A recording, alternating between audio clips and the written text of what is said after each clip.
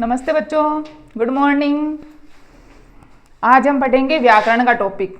कौन सा व्याकरण का टॉपिक? वर्ण पढ़ेंगे। क्या पढ़ेंगे? वर्ण विचार। व्याकरण में सबसे पहले यही है, भाषा आती है, भाषा पहले पढ़ा दी।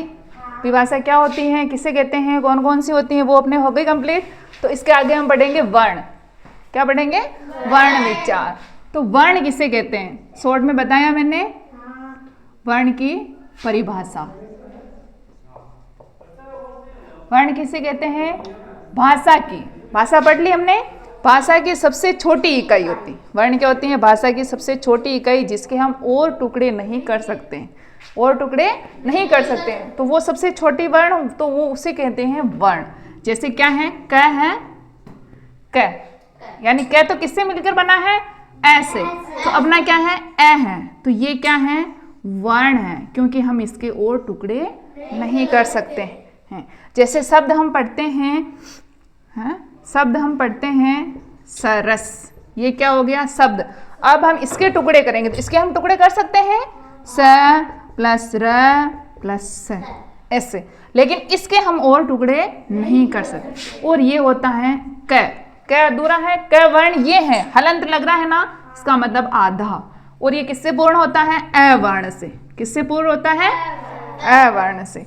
तो हम इसके टुकड़े नहीं कर सकते, इसके भी नहीं कर सकते। ये सबसे छोटी इकाई हो गई। तो ये क्या हो जाएंगे? अपने वर्ण। ये क्या हो जाएंगे? वर्ण। ये वर्ण हो जाएंगे। तो अब ऐसे परिभाषा कैसे बनेगी इसकी, कि भाषा की सबसे छोटी इकाई जिसके हम और टुकड़े नहीं कर सकते। भाषा की सबसे छोटी इकाई, सबसे छोटी इकाई जिसके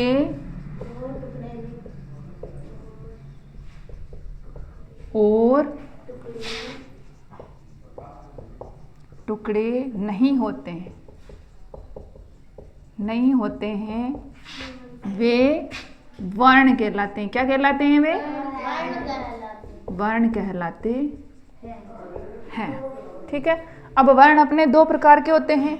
एक तो होते हैं स्वर, जो ऐसे लेकर औ तक होते हैं, और एक होते हैं व्यंजन। तो वर्ण कितने प्रकार के होते हैं? वर्ण कितने प्रकार के होते हैं? दो प्रकार के। कितने प्रकार के होते हैं?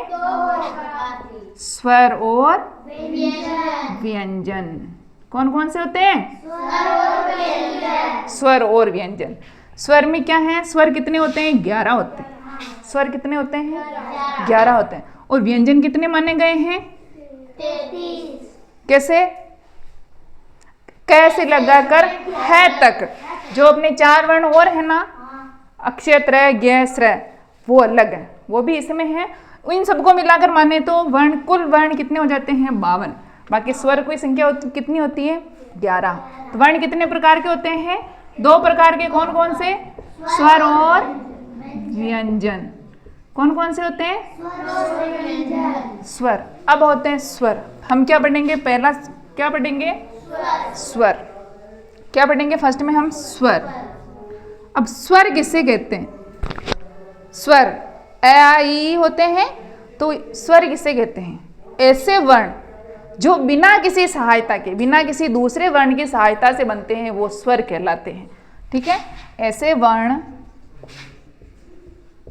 ऐसे वर्ण जो बिना किसी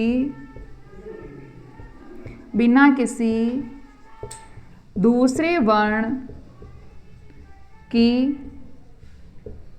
सहायता से बनते हैं, वो क्या कहलाते हैं?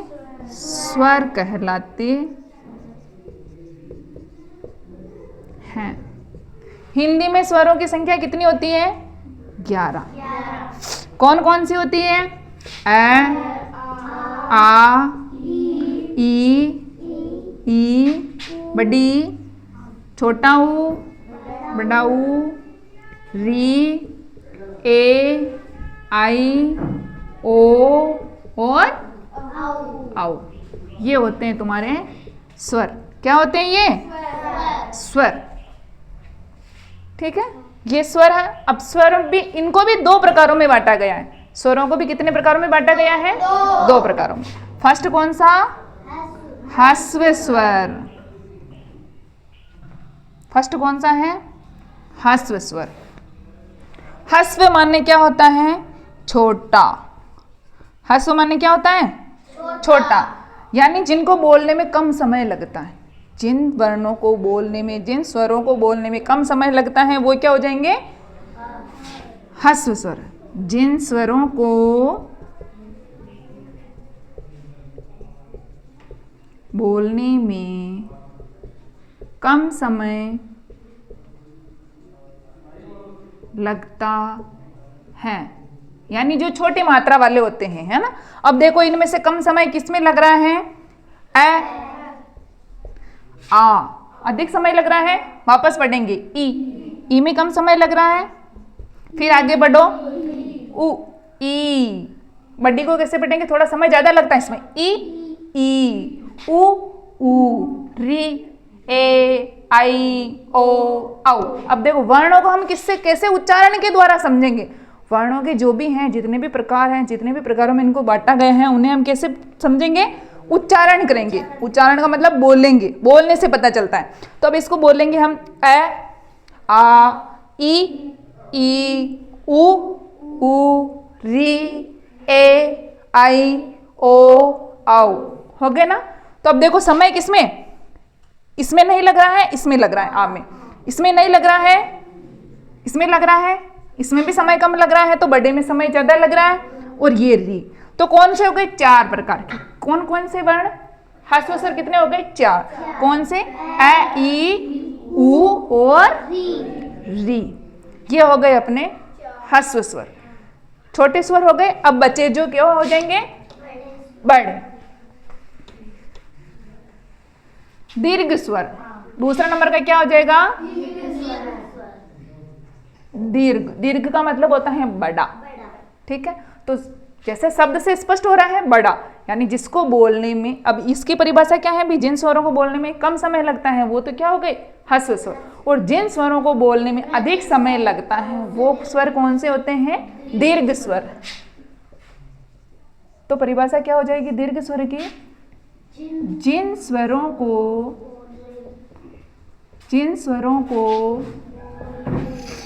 बोलने में अधिक समय लगता है वो क्या कहलाते हैं? दीर्घ स्वर कहलाते हैं। ठीक है, अब अपने 4 स्वर तो ये निकल गए, बचे कौन से? आ ई, बड़ा ऊ, री छोटे में है। फिर क्या बचा? ए आई ओ और औ। ये हो गए हमारे स्वर। ठीक है, समझ में आ गया? ऐसे वर्ण जो बिना किसी दूसरे वर्ण की सहायता से बनते हैं वो क्या कहलाते हैं? स्वर। हिंदी में स्वर कौन कौन से होते हैं? ए आ ई उ री ए आई ओ औ। इनको भी 2 प्रकारों में बांटा गया है। कौन कौन से? ह्रस्व स्वर और ह्रस्व स्वर यानी छोटे स्वर। जिनको बोलने में कम समय लगता है वो क्या हो जाएंगे? ह्रस्व स्वर। कौन कौन से? ए ई उ री। आगे बात समझ में। फिर दूसरे नंबर का है अपने दीर्घ स्वर यानी बड़े स्वर। जिन स्वरों को बोलने में अधिक समय लगता है वो क्या हो जाएंगे? दीर्घ स्वर। तो कौन कौन से बच्चे? आ ई उ ए आई ओ औ। इनको बोलने में समय ज्यादा लग रहा है और इनको बोलने में समय कम लग रहा है। जिनमें समय कम लग रहा है वो ह्रस्व स्वर, जिनमें समय अधिक लग रहा है वो दीर्घ स्वर। कंप्लीट यहां तक हो गया? ठीक है, तो ये हो गए हमारे स्वर। स्वर पूरे हो गए। अब हम पढ़ेंगे व्यंजन। वर्णों का दूसरा प्रकार कौन सा है? व्यंजन।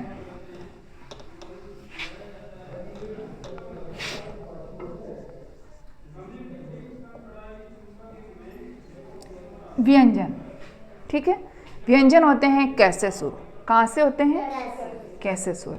और ये किससे बनते हैं? स्वरों से। स्वर स्वतंत्र होते हैं किसी दूसरे वर्ण की सहायता से नहीं बनते हैं, लेकिन व्यंजन स्वरों की सहायता से बनते हैं। यानी व्यंजन में स्वर, जैसे ये है व्यंजन, क वर्ण है, ये व्यंजन है, ठीक है। तो ये किससे मिलके बना है? क प्लस ए। तो ए क्या हो गया? स्वर है ना, ए तो है, ए स्वर है जो किसमें मिला? क में। क में मिलने के बाद पूरा क व्यंजन बना, ठीक है। ऐसे तो फिर क्या कहेंगे? व्यंजन किसे कहेंगे? तो ऐसे वर्ण जो स्वरों की सहायता से बनते हैं वह व्यंजन कहलाते हैं। क्या कहलाएंगे? वह व्यंजन कहलाते हैं, ठीक है। वो क्या कहलाएंगे? व्यंजन, ठीक है। जैसे हमने स्वरों को, व्यंजन कौन से हो जाएंगे? हैं? क ख घ से लेकर हम क्या पढ़ते हैं? ज्ञानी तक व्यंजन पढ़ते हैं कि नहीं पढ़ते? तो ये सारे, अब जो अपने ये सारे व्यंजन हैं हिंदी में, इनको भी हम 4 प्रकारों में बांटते हैं। व्यंजनों के मुख्य प्रकार क्या होते हैं? उच्चारण के आधार पर। किसके आधार पर? उच्चारण, बोलने के आधार पर, उच्चारण के आधार पर, है ना। अपने जो सिलेबस में है वो उच्चारण के प्रकार ही आते हैं। तो उच्चारण के आधार पर, उच्चारण का मतलब बोलना, भी हम किस किस तरह से किस व्यंजन को बोलते हैं, उन प्रकार से, उसी प्रकार से इनके भेद बना दिए गए हैं, ठीक है। तो व्यंजनों के भी कितने प्रकार होते हैं? 4।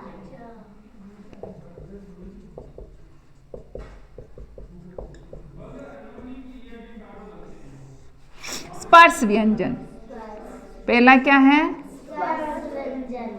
ठीक है। दूसरा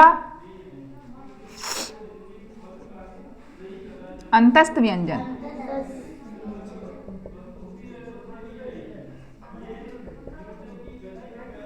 तीसरा ऊष्म व्यंजन, और चौथा संयुक्त व्यंजन।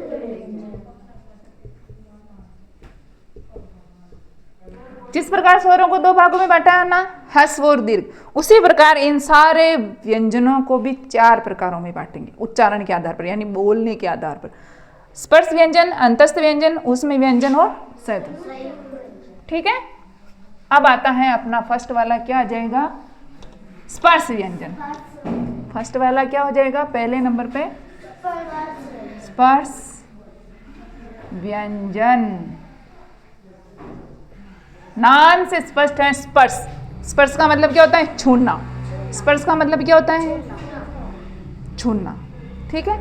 स्पर्श व्यंजन, तो ऐसे व्यंजन जो क्या होते हैं? मुख के हैं, ऐसे व्यंजन जिनको बोलते समय अपनी जो जीवा होती है, जीभ, वो मुख के सभी भागों को स्पर्श करती है।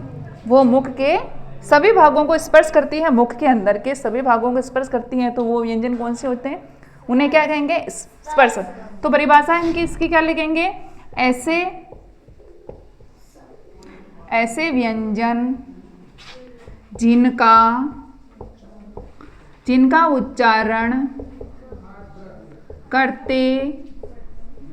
उच्चारण करते समय जिह्वा यानी जीभ मुख के विभिन्न भागों को स्पर्श करती हैं, ऐसे व्यंजन क्या कहलाते हैं? स्पर्श व्यंजन कहलाते हैं, ठीक है। इसमें कौन कौन से आते हैं? क वर्ग, च वर्ग, ट वर्ग,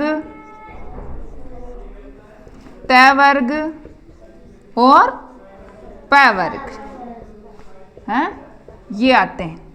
च वर्ग, क वर्ग, च ट त पर वर्ग।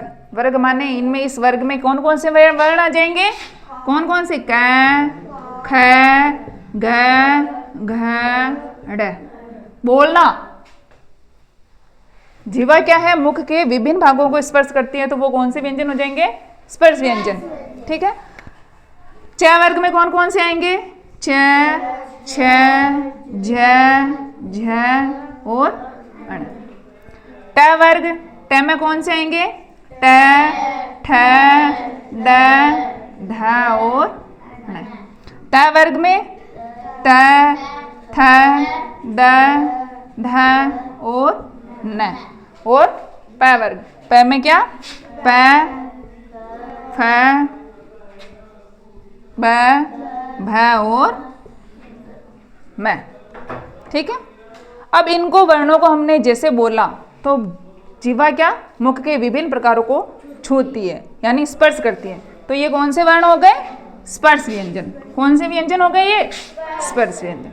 आ गया समझ में? पूरा समझ में आ गया ना? स्पर्श व्यंजन जिन व्यंजनों को बोलते समय या उच्चारण करते समय जिह्वा मुख के विभिन्न भागों को स्पर्श करती है, तो वो कौन से व्यंजन हो जाएंगे? स्पर्श। स्पर्श में कौन कौन से आ जाएंगे? क वर्ग, च वर्ग, ट वर्ग, त वर्ग और प वर्ग, ये सारे आ जाएंगे। तो ये सारे व्यंजन हैं वो क्या हैं? स्पर्श व्यंजन। शाबाश। अब दूसरे नंबर का क्या था अपने? अंतस्थ व्यंजन। सेकंड नंबर का क्या है? अंतस्थ व्यंजन। अंतस्थ यानी मध्य भाग में। इसमें क्या होता है? जिह्वा होती है अपनी जीभ। जिन वर्णों का हम जब उच्चारण करते हैं तो जिह्वा हवा जो होती है मुख के मध्य भाग से स्पर्श करती हुई जिह्वा तक आती है और फिर जिह्वा से वर्ण का उच्चारण होता है। तो इस क्या? ऐसे वर्ण जिनका उच्चारण करते समय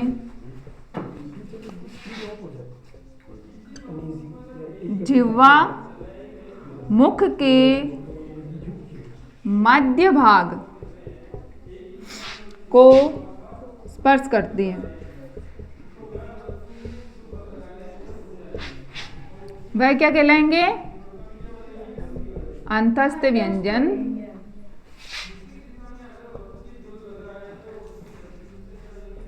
कहलाते हैं। अब क वर्ग, क वर्ग कैसे लेकर प वर्ग तक के वर्ण तो किसमें आ गए? अपने स्पर्श व्यंजन। अब इसके बाद कौन से आते हैं? य, र, ल, व। कौन से होते हैं अंतस्थ व्यंजन? य, र, ल, व। उच्चारण करते समय जीवा कहाँ आ रही है? हवा मुख के मध्य भाग से निकल रही है, तो ये व्यंजन कौन से हो गए? अपने अंतस्थ व्यंजन। बोलो। य, र, ल, व। अधिक बल कहाँ लग रहा है?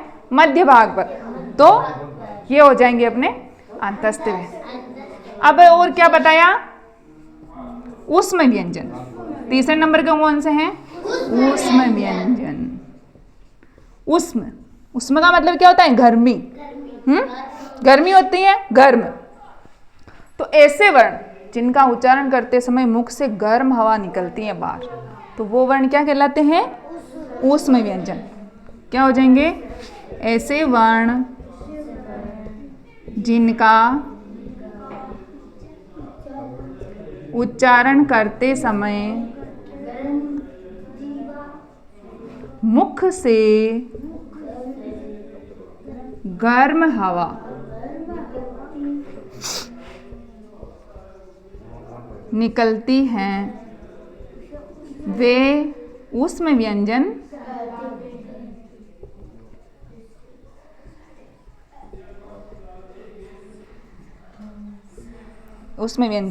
कहलाते हैं। कौन कौन से होते हैं? अब देखो इसके बाद कौन से वर्ण आते हैं? श, श, श और है। बोलने पर गर्म हवा निकल रही नहीं निकल रही है? श, श, श और है। तो ये क्या हो गए? अपने ऊष्म व्यंजन। यानी जिन वर्णों को बोलते समय मुख से गर्म हवा बाहर निकलती है, तो वो वर्ण कौन से हो जाएंगे? ऊष्म। शाबाश। अब अपना बच्चा चौथे नंबर का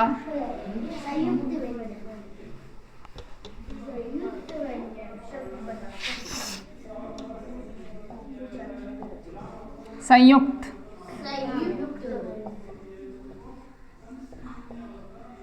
व्यंजन संयुक्त का मतलब मिलना, दो वर्ण साथ में मिलते हैं। इनमें क्या होता है, दो वर्णों से मिलकर बना हुआ व्यंजन क्या हो जाएगा, संयुक्त। हाँ, दो वर्णों के मेल से बना व्यंजन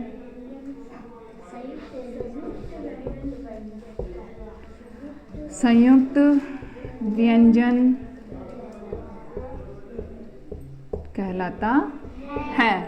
ठीक है, अब कौन कौन से हैं बच्चे, कौन कौन से अपने, श्रय, अक्षय, त्रय और ये। अब ये किन किन वर्णों से बने हैं, श्रय, श प्लस र। श्रय किससे बना है, श और र से मिलकर बना है। अक्षय, अक्षय है, ए नहीं भाई, स और क से मिलकर बना है। ठीक है, त्रय, त और र से मिलकर बना। और ज्ञानी, ज्ञ किससे बना है,